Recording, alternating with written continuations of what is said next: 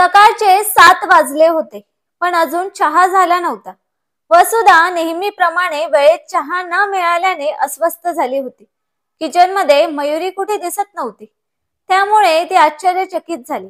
वसुधाने सुनबाईला हाक मारली, मयुरी, मयुरी, पण कोणताही प्रतिसाद आला नाही. तेव्हा वसुधा थेट तिच्या रूमकडे गेली. दरवाजा उघडाच होता. आत पाहिलं तर तिचा मुलगा माधव अजून झोपलाच होता, पण मयुरी मात्र तिथे नव्हती. वसुधाच्या मनात प्रश्नांचा भडीमार सुरू झाला. अरे बापरे, सकाळी एवढ्या लवकर कुठे गेली असेल ही? बाथरूम मध्ये असेल का? असं म्हणत तिने बाथरूमही तपासलं, पण तिथेही ती नव्हती.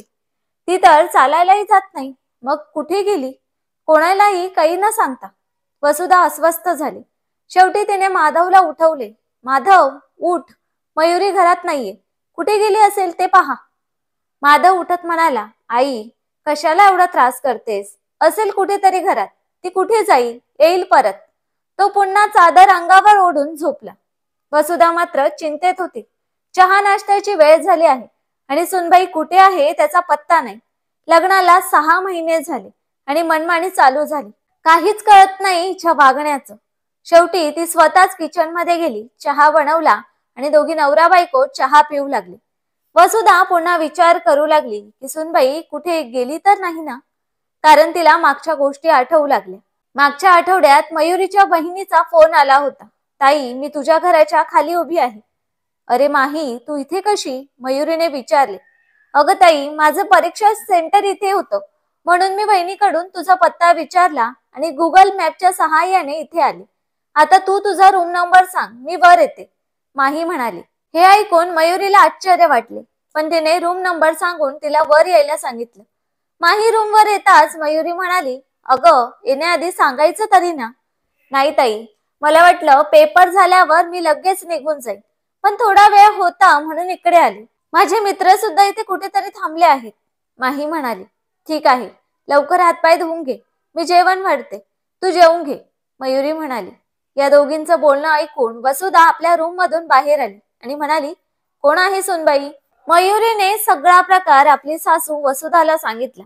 हे ऐकून वसुधाने लगेच वाईट तोंड करून विचारले, तुझे पेपर किती दिवस आहेत? आज एक पेपर होता आणि परवा एक पेपर आहे, माही म्हणाली. तोपर्यंत इथेच राहणार का? वसुधाने विचारले. हा, तोच विचार करत आहे की ताई जवळच राहू, म्हणजे थोडा वेळ अभ्यास करायला पण मिळेल, माही म्हणाली. तू एकटीच आलीस का एवढ्या 5 तासाचा प्रवास करून? वसुधाने विचारले. नाही, माझ्यासोबत माझे मित्र मैत्रिणी पण आहेत, माही म्हणाली. ठीक आहे, राहा, वसुधा म्हणाली. तेव्हा वसुधा काही बोलल्या नाहीत, परंतु 2 दिवसानंतर जेव्हा माही गेली तेव्हा मयुरीला बोलावून वसुधा म्हणाली की मला विचारल्याशिवाय तुझ्या माहेरच्यांना बोलवणं ठीक नाही. अजून मी जिवंत आहे आणि या घरातील सर्व निर्णय घेण्याचा अधिकार मला आहे. उगाच तू तुझं डोकं चालवू नकोस. आई, तिने अचानक फोन केला आणि म्हणाली की ताई, मी तुझ्या घराजवळच आले आहे. तर मग मी काय बोलणार? म्हणून मी तिला घरी यायला सांगितलं, मयुरी म्हणाली. हा ठीक आहे, परंतु याच्या पुढे असं होता कामा नये आणि यायचं असेल तर पहिले फोन करून सांगून यायला हवं, वसुधा म्हणाली. आई, तसंही ती फिरायला आली नव्हती, तर पेपर देण्यासाठी आली होती आणि ती एक विद्यार्थिनी आहे. विद्यार्थिनीची मदत कोणीही करतो आणि ती मदत करायला सुद्धा हवी. सुनबाई, आम्ही कोणाचा ठेका नाही घेऊन ठेवलाय आणि तसेही तुझी सासू तुला काही बोलत असेल तर तिला उलट उत्तर देणं हे गरजेचं नाही. रूम मधून बाहेर येत तिचे सासरे म्हणाले. आज ती आली होती, उद्या दुसरा कोणीतरी येईल. अशा प्रकारे न बोलवता आलेल्या पाहुण्यांचा आम्ही काय पाहुणचार करत बसायला ही काय धर्मशाळा आहे का? जेव्हा त्यांचं मन होईल तो इकडे निघून येईल. आणि सगळ्यात मोठी गोष्ट, तू आम्हाला न विचारताच तिला घरी यायला सांगितलंस. सासऱ्यांचं बोलणं ऐकून मयुरी शांत झाली, पण ही गोष्ट इथेच संपली नाही. संध्याकाळी माधव ऑफिसवरून घरी आला तेव्हा त्याला सुद्धा असं सांगण्यात आलं की तुझी बायको मयुरी तुझ्या आई बरोबर कशी वाद घालत होती. थोडं वाढवूनच सांगितलं. हे सर्व ऐकून माधव मयुरीला समजावू लागला की आई बाबा बरोबर बोलत आहेत. ते घरातच होते तर तू त्यांना एकदा विचारायला हवं होतंस. तुला घर गृहस्थीच्या दुनियादारीची समज नाही. तू नवीन आहेस. आतापासूनच स्वतःच्या मनाने वागून तुझी मनमानी चालवू नकोस. अहो, कसली मनमानी? मी काही छोटी मुलगी नाहीये जी कोणालाही बोलावून घेईल. मला चांगलं माहित आहे कोणाला घरी बोलवायचंय आणि कोणाला नाही. आणि तसंही बोलवलं तर काय झालं, शेवटी माझ्या घरी बोलवलं आहे, हे घर माझं पण आहेच ना. तर मी माझ्या घरात एक छोटासा निर्णय सुद्धा घेऊ शकत नाही का? माझं घर आहे याचा अर्थ काय सुनबाई? घर माझं आहे, त्याला मी बनवलं आहे माझ्या हिमतीवर. त्यामुळे निर्णय सुद्धा फक्त मीच घेणार. तुझं काय? या घरावर तुझ्या नवऱ्याचा सुद्धा काहीच हक्क नाही. तुझं या घरासाठी काय योगदान आहे? त्यामुळे लक्षात ठेव, ही गोष्ट डोक्यातून काढून टाक की हे घर तुझं आहे, असे तिचे सासरे म्हणाले. पण तिला सासऱ्यांकडून अशा बोलण्याची अपेक्षा नव्हती.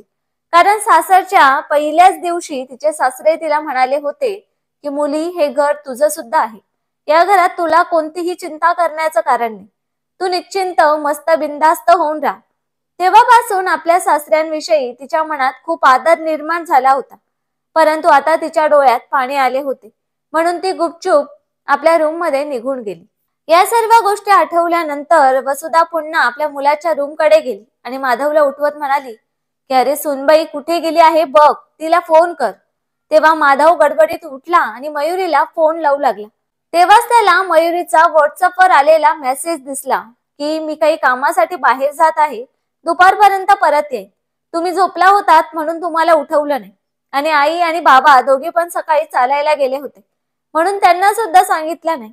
परंतु तुम्ही चिंता करू नका आई, मयुरी बाहेर गेली आहे, काही कामासाठी दुपारपर्यंत परत येईल, असं ती मेसेज देऊन गेली आहे. ठीक आहे, पण तिला फोन लावून विचार तरी ती कुठे आहे. तेव्हा माधवने फोन लावला तेव्हा ती म्हणाली की मी आल्यावर सांगते. त्या दिवशी माधव सुद्धा ऑफिसला गेला नाही.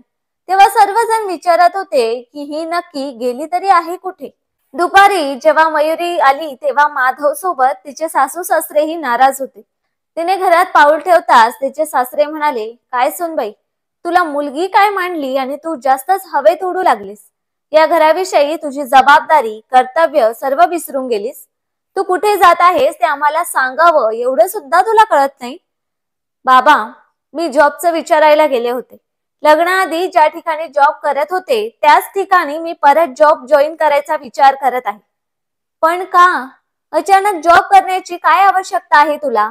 मयुरी, मी सुद्धा तुला सांगितले होते की तुला जॉब करण्याची आवश्यकता नाही.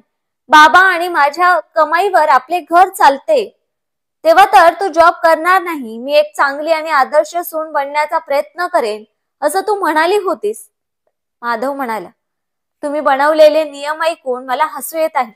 कारण एका बाजूला तुम्ही मला तुमची मुलगी मानत आहात आणि बिनधास्त होऊन राहा असे सांगत आहात, पण दुसऱ्या बाजूला मी एक छोटासा जरी निर्णय घेतला तरी त्याला तुम्ही विरोध करत मलाच ऐकवत आहात. या घरावर तुझा काहीही अधिकार नाही. हे घर पूर्णतः आमचे आहे. अरे सुनबाई, तू माझ्या बोलण्याचा चुकीचा अर्थ काढू नकोस. हे बघ, प्रत्येक गोष्टीच्या दोन बाजू असतात, एक सकारात्मक आणि एक नकारात्मक. पण तू माझे बोलणे सकारात्मक दृष्टीने न घेता नकारात्मक बाजूने विचार करत आहेस. माझ्या बोलण्याचा असा अर्थ आहे की हे घर तुझे नाही असे नाही, परंतु या घरात तू कोणता निर्णय घेताना तुझ्या सासूला किंवा सासऱ्यांना विचारायला हवं. तुझं वय आता कमी आहे, दुनियादारी तुला माहित नाही, म्हणून मी हा सल्ला तुला दिला होता. तुला अजून एवढी समज नाही की कोणता निर्णय कधी घ्यायचा. हा सुनबाई, माधव आणि त्याचे बाबा बरोबर बोलत आहेत. तुझे सासरे तुझ्या बाबांसमान आहेत, त्यामुळे ते तुला बोलणार आणि तुला ओरडणार सुद्धा. का? तुझे बाबा कधीच तुला ओरडत नव्हते का? त्याच्यात एवढे काय वाईट वाटून घ्यायचे? जाऊ दे, ती नोकरीची गोष्ट सोडून दे. हेच तर मी तुला सांगत आहे. त्यावर मयुरी बोलते की तेच तर मी बोलत आहे. हे घर माझे आहे, परंतु फक्त कर्तव्य आणि अधिकारांसाठी. सासरी माझे काय कर्तव्य आहे हे मला पहिल्याच दिवशी सांगितले गेले. असे का केले तर मी एक समजूतदार किंवा मॅच्युअर्ड आहे म्हणून ना. परंतु पुढे जाऊन मी एक निर्णय सुद्धा घेऊ शकत नाही का? जर तुम्ही बरोबर आहात तर माझे कर्तव्य आणि अधिकाराच्या गोष्टी का नाही केल्यात? माहित आहे, प्रत्येक गोष्टीच्या दोन बाजू असतात, पण जिथे कर्तव्य येते तिथे अधिकार येतोच ना. घरावर माझा काहीच अधिकार नाही असं तुम्ही म्हणत आहात. राहिला विषय माझ्या घरातील योगदानाचा, परंतु घरातील सर्व कामे मी न सांगता करत आहे आणि जॉब करण्याचा विचार केला आहे. सुनबाई, तू गोष्टी वाढवत आहेस. बाबा, मी कोणत्याच गोष्टी वाढवत नाहीये, मी फक्त समजून सांगत आहे. बाबा, कोणतीही मुलगी आपल्या सासरी कितीही काम करू देत, परंतु तिच्या कामाची गिनती होत नाही. तिच्या कामाची किंमत शून्यच असते. तुम्ही सर्व बोलत आहात ते चांगलंच आहे. त्याच्यामुळे उलट माझे डोळे उघडले. म्हणजे तुझे असे म्हणणे आहे का की तुझे या घराविषयी आणि तुझ्या नवऱ्याविषयी काही कर्तव्यच नाहीत? सासूने आणि माधवने एकाच वेळी विचारले. नाही, असे नाही. मी माझे सर्व कर्तव्य पूर्ण करायला तयार आहे. परंतु त्या बदल्यात मला माझे अधिकार मिळायला हवेत. आणि यासोबतच मी माझी नोकरी परत जॉईन करत आहे. भलेही तुमच्या कमाईवर घरातील सर्व खर्च चालत असतील, परंतु मी एक शिक्षित आहे. मी एक डिग्री घेतलेली आहे आणि त्याचा उपयोग मी करून घेणारच. मी माझा आत्मसन्मान जागृत ठेवून जगू इच्छित आहे. पुढे माधव काही बोलणार तेवढ्यातच त्याच्या बाबांनी त्याला रोखले आणि बोलू लागले. सुनबाई, तू बरोबर बोलत आहेस. जर एखाद्याला त्याचे कर्तव्य करायला भाग पाडत असू तर त्याचे अधिकार त्याला मिळायलाच हवे. तू तुझा जॉब जॉईन कर. घर तुझंही आहे. तू तुझे निर्णय घेऊ शकतेस. तुला आम्हाला सांगण्याची गरज नाही. परंतु ते तू सांगत आहेस हेच तुझे मोठेपण आहे. तर मित्रांनो, मयुरी आपल्या सासरच्या माणसांसोबत जे काही वागली, तिचे वागणे योग्य होते का? ते आम्हाला कमेंट करून नक्की सांगा. आणि कथा आवडली असेल तर व्हिडिओला लाईक आणि चॅनलला सबस्क्राईब करायला विसरू नका. धन्यवाद.